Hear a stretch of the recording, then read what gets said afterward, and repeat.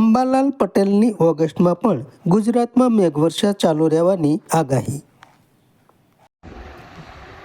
અંબાલાલ પટેલની ઓગસ્ટમાં પણ ગુજરાતમાં મેઘવર્ષા ચાલુ રહેવાની આગાહી. જાણીતા હવામાન શાસ્ત્રી અંબાલાલ પટેલ દ્વારા હજી ઓગસ્ટ મહિના દરમિયાન પણ વરસાદ ચાલુ રહેવાની આગાહી કરી છે. તેમણે કરેલી આગાહી મુજબ તારીખ 5 અને 6 ઓગસ્ટ દરમિયાન વરસાદ પડ્યો પણ છે. ત્યારે લગભગ તેમના અનુમાનો સાચા જ પડ્યા છે. તેવામાં તેમણે કરેલી આ આગાહીનો પણ ખૂબ મહત્વ રાખે છે. સાગરમાં બદલેલું ડીપ ડિપ્રેશન લગભગ એક જ ડગલું પાછળ રહી ગયેલું તોફાનમાંથી આ ડિપ્રેશનની અસર ગુજરાતમાં આવતા લગભગ પશ્ચિમ મધ્યપ્રદેશના ભાગો અને રાજસ્થાનના ભાગોમાં ભારે વરસાદ થવાની શક્યતા રહેશે. જ્યાંના સંલગ્નમાં ગુજરાતના ભાગોમાં પણ ભારે વરસાદ થવાની શક્યતા રહેશે. જેમાં પંચમહાલના ભાગો, છોટાઉદેપુરના ભાગો અને ગોધરાના ભાગો, તારાપુરના ભાગો, કપડવંજના ભાગો તેમજ વડોદરાના ભાગો અને આણંદના ભાગોમાં ભારે વરસાદ થવાની શક્યતા રહેશે. કોઈ ભાગમાં 4 થી 7 ઇંચ જેવો વરસાદ થવાની શક્યતા રહેશે. આ ઉપરાંત બનાસકાંઠાના ભાગોમાં પણ વરસાદ થવાની શક્યતા રહેશે. કોઈ ભાગમાં 2 ઇંચ, 3 ઇંચ અને ક્યારેક કોઈ ભાગમાં 5 ઇંચ જેવો વરસાદ થવાની શક્યતા રહેશે. મહેસાણાના ભાગોમાં પણ વરસાદ થવાની શક્યતા રહેશે. 2 થી 4 ઇંચ વરસાદ તે તજ ભાગોમાં પણ થવાની શક્યતા રહેશે.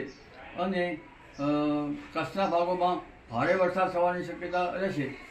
આ ઉપરાંત સમી હાટના ભાગોમાં વરસાદ થવાની શક્યતા રહેશે. પાટણ, દસાડા, માંડલના ભાગોમાં વરસાદ થવાની શક્યતા રહેશે. તેમજ લગભગ સુરેન્દ્રનગરના ભાગોમાં પણ હળવા ભારે વરસાદ ઝાપટા પડવાની શક્યતા રહેશે. અને સૌરાષ્ટ્રના ભિન્ન ભાગોમાં પણ વરસાદ થવાની શક્યતા રહેશે. આ ભાગોમાં વરાપ થવાની સ્થિતિમાં હતી ત્યાં હવે વરાપ થવાની સ્થિતિ રહેશે નહીં. કારણ કે આજે શનિવારે સવારે વરસાદ થયો છે એટલે લગભગ આજ સાંજ સુધીમાં રાજ્યના ઘણા ભાગોમાં સાર્વત્રિક વરસાદ થવાની શક્યતા રહેશે. જેમાં અમદાવાદ, ગાંધીનગરના ભાગોમાં પણ વરસાદ થવાની શક્યતા રહેશે. આ ઉપરાંત મહેસાણાના ભાગોમાં ભારેથી અતિભારે વરસાદ થવાની શક્યતા રહેશે. કોઈ ભાગોમાં તારીખ 4 આવતીકાલ સુધીમાં 7 ઇંચ જેવો વરસાદ થવાની શક્યતા છે. ત્યાં કે ત્યાં એક સિસ્ટમ બની રહી છે. અને આ સિસ્ટમ જે છે આગામી 5મી તારીખ સુધીમાં ગુજરાતની તરબોળ કરશે. જેમાં અમદાવાદ, ગાંધીનગરના ભાગોમાં આજ સાંજ સુધીમાં હળવા ભારે વરસાદી ઝાપટા આવી શકે છે.